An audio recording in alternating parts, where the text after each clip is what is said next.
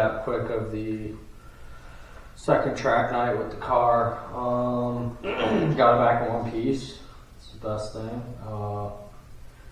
Just another night of just going out there and just getting seat time in it, really. The tires are still pretty in rough shape, which I'd kind of like to just fucking get a little debate going or kind of hear more from you guys on what you guys prefer. I know some of you guys are running bias 5 and some of you guys are running radials.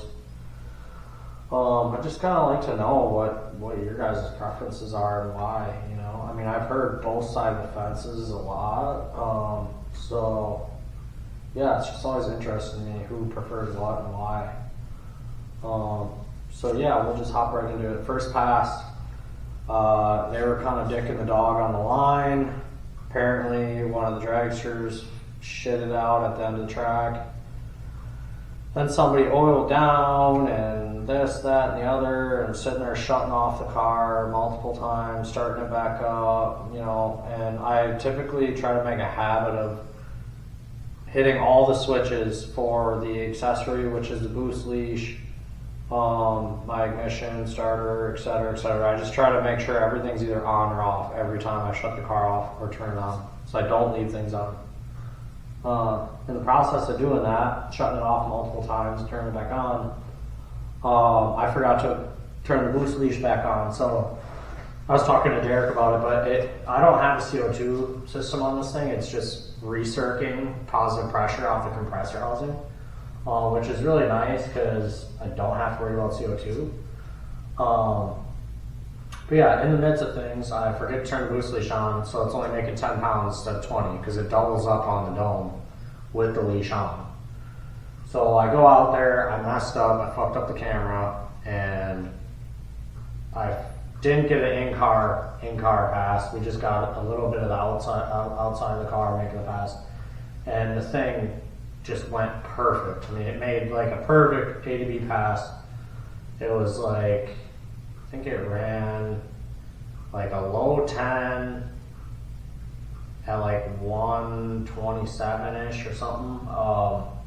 It ran freaking awesome, you know, and I wasn't really trying to set any records as it was, and I didn't plan on running the quarter. It just ran so well that I just stayed in it. So yeah, in the process I had made a heck of a pass with the leash off, and as soon as I turned off, I knew right away. I was like, God damn it, you know. With that mile per hour, I knew right away. Which I was shocked initially that I made it to the quarter, because usually the car is on the frickin' rev limiter, you know, in third gear, even shortly past the 8th mile. So I initially thought it was weird because of that, and then I went, oh shit, you know, forgot to turn the leash on. So, which the track is, it's pretty crappy, you know, until later in the night. And obviously when I bring the kids, I don't like making them sit there all night just to try to make a good pass. And so yeah, I'll get you guys into that video.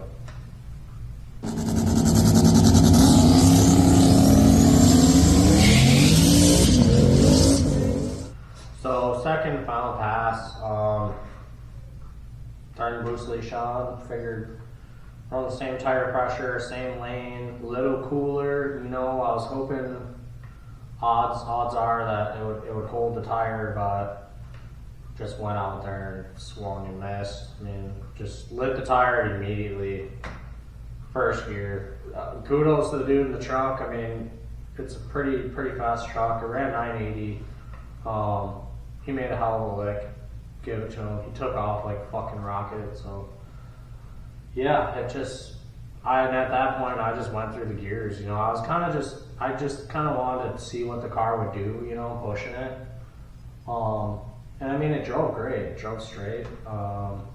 Super happy with it. It's just a little frustrating because obviously, like, when I take it on the street and do a street hit with it, these Hoosers work perfect. You know, like, I really don't have any complaints.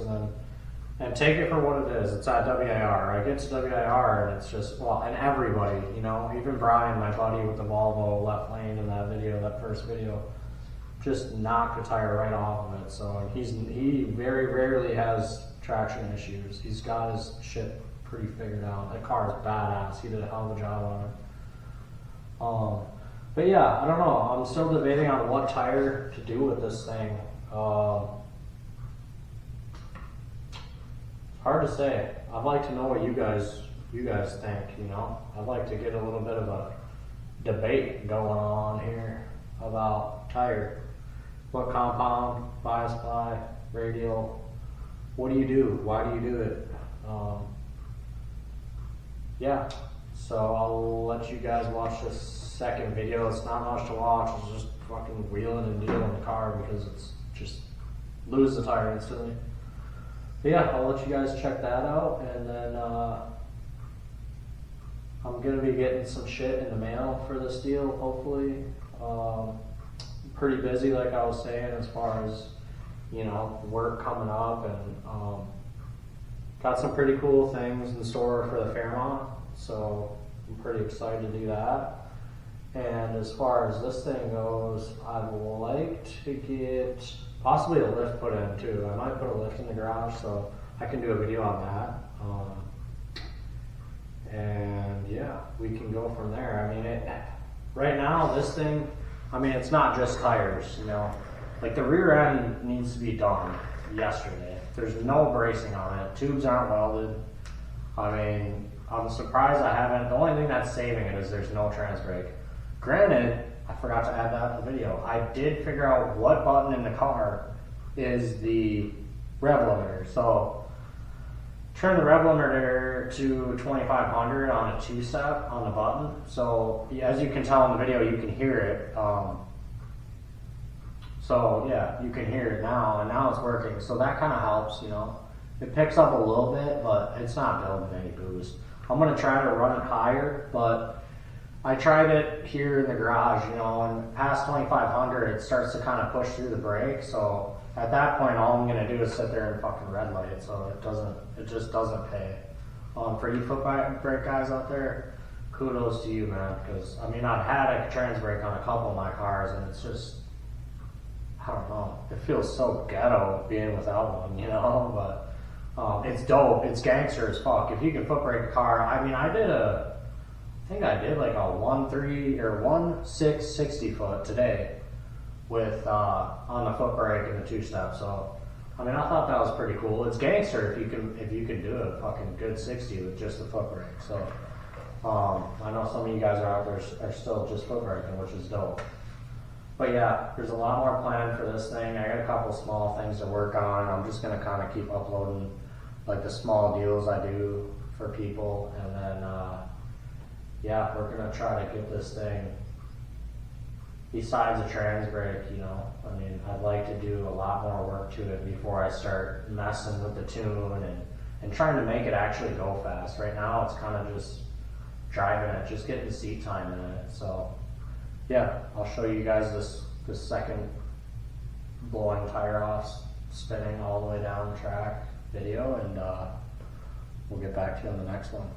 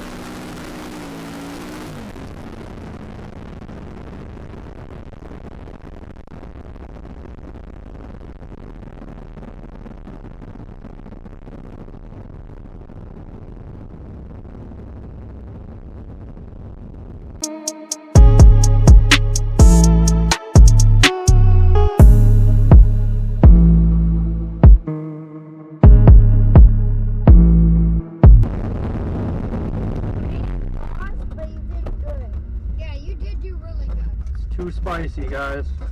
What do you mean? It's just too much boost. You could have won, but it got too hot.